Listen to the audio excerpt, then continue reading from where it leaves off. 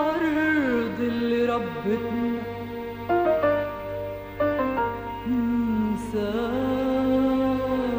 انساني